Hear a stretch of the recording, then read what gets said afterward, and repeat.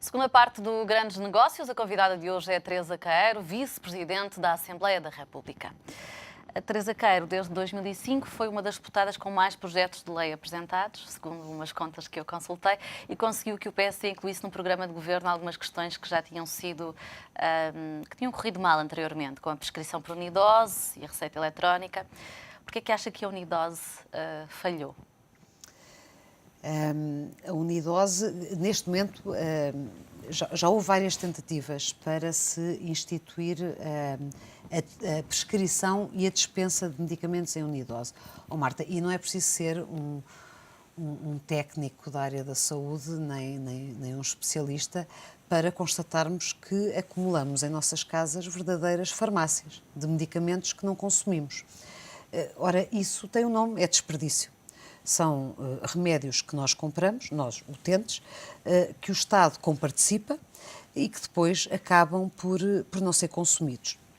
Há duas razões para isso. Uma, que é muitas vezes invocada, é porque as pessoas deixam de aderir à terapêutica. Começam a tomar um medicamento, mas depois, ao fim de 3 dias, sentem-se bem e deixam de tomar. Mas a outra é claramente um sobredimensionamento das embalagens. O que é que isto significa? É que nós temos que aproximar a dimensão dos comprimidos, das drageias, das pílulas, do que quiser, que são necessárias para o tratamento de uma determinada doença, daquilo que é efetivamente vendido, comprado e comparticipado. Eu não questiono a ideia ou o projeto, mas sim a aplicação prática. Houve 2 farmácias que se candidataram, apenas uma, a do Hospital de São João no Porto, que recebeu autorização para vender a unidose. Até há poucos meses, pela notícia que eu vi, não tinha recebido uma única receita. É verdade. Porquê? Porque, tal como em muitas áreas da nossa sociedade, a saúde tem vários intervenientes, vários atores, como se diz hoje em dia, não é?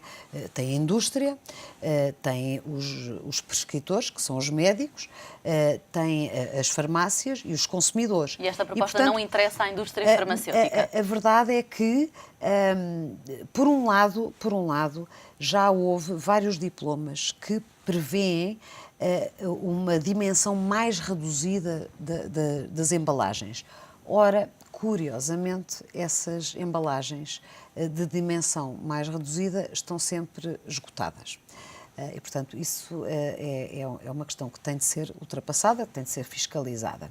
Por outro lado, também é preciso alterar os hábitos do prescritor para que diga, olha, senhora, precisa efetivamente de 8 comprimidos para curar a sua gripe e não de 60. O hábito tem que mudar junto dos médicos, quando fazem a prescrição. Junto de todos. E depois nas farmácias também. E junto das farmácias também, que têm de estar habilitadas a fazerem essa dispensa em doses unitárias, mas acompanhadas da informação necessária. Se quiser, mas alguns farmacêuticos dizem que é mesmo esse o problema, é o facto do sistema ser complexo, ter de cortar a unidose, voltar a embalar, dar uma fotocópia da bula. Adaptar o sistema informático. É verdade. E esse é talvez, eu devo dizer uma coisa, este Ministério da Saúde conseguiu, em pouco mais de 6 meses, fazer mais do que o anterior governo em mais de 6 anos. A verdade é esta, porque conseguiu derrubar barreiras jurídicas que estavam a impedir a entrada no mercado português de medicamentos genéricos, com tudo o que isso implica de poupança, quer para os utentes, quer para o Estado, conseguiu a prescrição eletrónica generalizada, conseguiu uma maior monitorização, conseguiu que os medicamentos genéricos, quando entram no mercado, não tenham de ter apenas um preço 35% abaixo do valor do medicamento original, mas 50%, e, portanto, foram dados passos extraordinários. O último dos quais é a prescrição pelo princípio ativo e não pela marca do medicamento. Mas, nesse caso, não lhe parece que pode haver algum risco que está a ser colocado nas mãos do farmacêutico? Marta, deixa-me dizer-lhe o seguinte. O Parlamento é o órgão de soberania responsável pela legislação. O que é que eu quero dizer com isto? Nós temos de partir do princípio que as instituições responsáveis por assegurar a qualidade, a segurança e a eficácia dos medicamentos estão a funcionar. O que é que eu quero dizer com isto? Mas o Presidente da República chegou a vetar esta medida. Também teve dúvidas da segurança da medida. Teve dúvidas, sendo que o projeto que foi apresentado na altura era diferente daquele que foi aprovado agora no Parlamento e pressupunha outra coisa, que era a entrada em vigor imediata da prescrição eletrónica. E o que estava em causa no veto do Presidente da República era o curto espaço de tempo para adaptação dos sistemas. E alguns doentes poderiam perder a comparticipação se não tivessem a receita eletrónica. Se não tivesse, se todo esse... Volto a dizer-lhe, há vários atores que têm de estar envolvidos para que se deem estes passos em política do medicamento. Mas toda a gente sabe que as farmácias também têm interesses comerciais e têm descontos se encomendarem grandes quantidades. Com certeza, Marta, mas a única coisa que eu digo, e por isso é que eu penso que foi dado um grande avanço, e repare que esta lei foi aprovada sem nenhum votos contra no Parlamento, apenas com a abstenção do Partido Comunista, mas de resto com os votos favoráveis de todas as bancadas. O que é que isto significa? Que todos os quadrantes políticos entenderam que era um passo que era necessário dar, um passo no sentido da liberdade de escolha do utente, que, infelizmente, e em muitos casos, sobretudo nas pessoas com menos recursos e que são polimedicadas, que têm de tomar muitos medicamentos, se veem confrontados com uma opção que ninguém deveria ter que tomar, é entre a alimentação e a medicação. Ora, ao estabelecer-se o princípio da prescrição pelo princípio ativo e não pela marca comercial do medicamento, está-se a dar liberdade de escolha ao utente de escolher o medicamento que mais se adequa à sua bolsa, se quiser. Agora, disse muito bem, claro que não se pretende transferir uma responsabilidade de um ator para outro. E esta questão foi particularmente difícil de resolver. Porquê? Porque temos vários interesses, e não estou a dizer isto com nenhum intuito pejorativo. Temos vários interesses. Temos os interesses das farmácias, os interesses dos médicos, os interesses da indústria farmacêutica, que são todos interesses legítimos. Mas E é natural que o utente confie no farmacêutico quando ele lhe diz leve um medicamento X e não leve todos o Y. Eles são interesses legítimos, mas são os deles. Qual é a obrigação do legislador? E por isso é que eu lhe disse que o Parlamento tem de confiar nas instituições que Portugal tem para garantirem a qualidade. É que nós temos que legislar com base nesse pressuposto. É de que, perante a possibilidade de escolha, o utente não se vai arriscar a escolher um medicamento que não tem a mesma qualidade, a mesma segurança e o mesmo efeito terapêutico. Agora, a grande dificuldade é essa. Perante tantos interesses legítimos, o Parlamento e o decisor político têm que estar acima desses interesses. E tem de haver fiscalização para controlar esses interesses. E decidir a bem do interesse da população e, obviamente, ter mecanismos de fiscalização eficazes para garantir que não há desvios ao objetivo dessa lei. Exatamente. Voltando um pouco à política, durante a campanha eleitoral, esta última campanha para as legislativas, apelou que Paulo Portas se assumisse total e completamente como candidato a primeiro-ministro, porque, nas suas palavras, o então líder do PSD, Pedro Passos Coelho, não gerava confiança. E agora já gera confiança? Não me recordo ter dito que o líder do PSD não gerava confiança. Agora, obviamente, repare, eu sou militante, sou dirigente do CDS, e um partido político, quando se apresenta a eleições, é evidente que é com o objetivo de ganhar.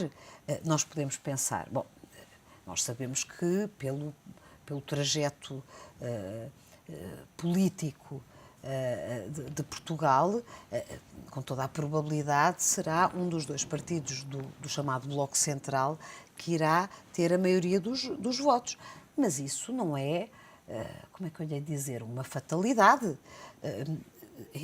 Ainda hoje em dia, e por muito apreço que tenho pelo Primeiro-Ministro, Dr. Pedro Passos Coelho, a pessoa que eu considero que seria o melhor Primeiro-Ministro para Portugal é Paulo Portas. Caso contrário, estaria filiada no Partido Social Democrata. Mas a questão E acha que Paulo Portas ainda pode ser Primeiro-Ministro num próximo governo? Tem essa expectativa? Ai, Marta, neste momento, a nossa obrigação, quer como partidos que apoiam o governo, quer como cidadãos, é o de fazer com que Portugal saia deste limbo. Mas a democracia é um processo natural e quem diz daqui a 4 anos, 8 anos, não estou a dizer que este governo tem de cair para Paulo Portas ser Primeiro-Ministro. Não, eu também não entendi dessa maneira. Agora, nós estamos numa situação muitíssimo complexa e que exige a todos nós, volto a dizer, cidadãos e titulares de cargos públicos e políticos, um enorme sentido de responsabilidade. Mas sente-se E de confortável resistência. com as políticas deste governo? Absolutamente, absolutamente. Nós estamos na situação em que a Grécia se encontrava há um ano atrás, Marta. E nós ainda não podemos invocar o caso de sucesso da Irlanda, mas não queremos certamente ser comparados ao caso de turbulência que representa a Grécia. E o que é que este governo e o Primeiro-Ministro, Pedro Passos Coelho, têm estado a fazer com enorme coragem e com enorme sentido de responsabilidade e sentido de Estado?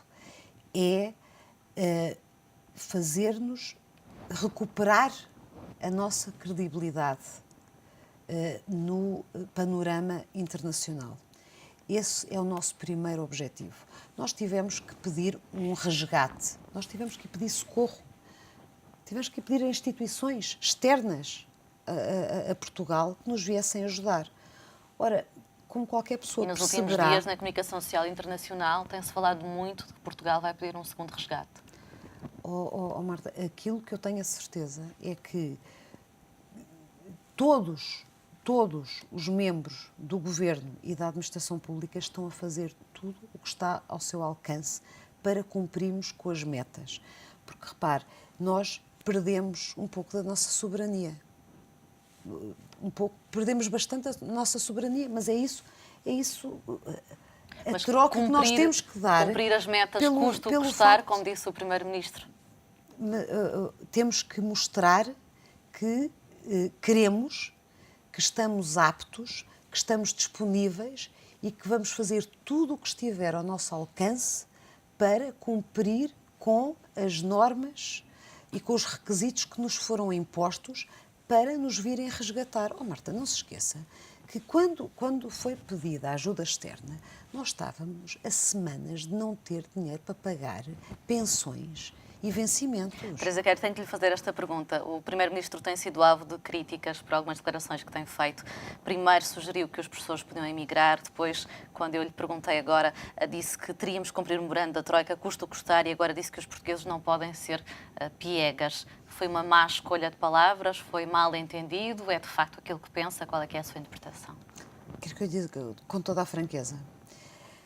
Com toda a franqueza, o que eu penso é que estes faits divers de se pegar em partes de declarações e fazer delas um acontecimento político e social revelam, por parte de quem está a estimular essas afirmações, uma ausência de vontade criativa e de vontade construtiva. Marta, da parte de quem? Da comunicação social? Nomeadamente por parte da oposição, que uns Estou a falar da esquerda radical e da esquerda mais conservadora, que não quiseram sequer entrar no acordo de resgate. Mas o Primeiro-Ministro foi também criticado por pessoas do PSD, não. Sobretudo em relação a não dar tolerância de ponto agora em relação ao Carnaval. Marta, mas estávamos a falar das outras afirmações. O Piegas foi em relação à tolerância de ponto. Não, repare,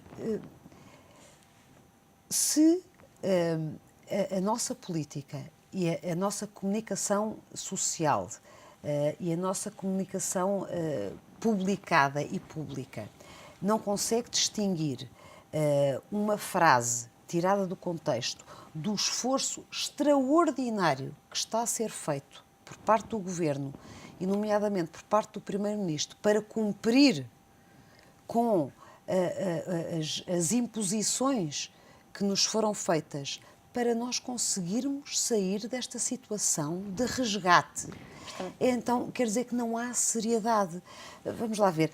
Mas passa pela cabeça de alguém que o Primeiro-Ministro estivesse a chamar piegas aos portugueses. O Primeiro-Ministro é o primeiro a saber que os portugueses estão a ser de uma enorme coragem, de uma enorme resiliência, de uma enorme tenacidade. Estamos quase a terminar para conseguir enfrentar, tempo. Porque têm consciência, Marta, que é agora ou nunca, sabe? Nós estamos exatamente no momento em que podemos pender para o exemplo da Irlanda ou para o exemplo da Grécia. E nós temos que fazer tudo o que estiver ao nosso alcance para sermos um bom exemplo, para voltarmos a recuperar a nossa soberania e a nossa credibilidade. E as alegadas divergências entre Cavaco Silva e Pedro Passos Coelho é outro fait divers, no seu entender? Eu penso, com toda a franqueza, que na situação em que Portugal se encontra, com os desafios que nós enfrentamos diariamente, estar a ir à procura cirúrgica de uma vírgula posta fora do contexto, uma frase mal interpretada, é ter uma atitude que não é patriótica, devo dizer com toda a franqueza. Para terminar, tem dito em várias entrevistas que é uma mulher de ação, que gosta mais de fazer do que falar. O que é que ainda quer fazer daqui para a frente? O que é que eu quero fazer? Posso lhe dizer uma coisa, assim, em termos imediatos? Olha, gostaria de sensibilizar a sociedade, nomeadamente o Executivo, para um problema crescente e que não é de ontem, mas que é o do envelhecimento da população, do enorme isolamento das pessoas idosas,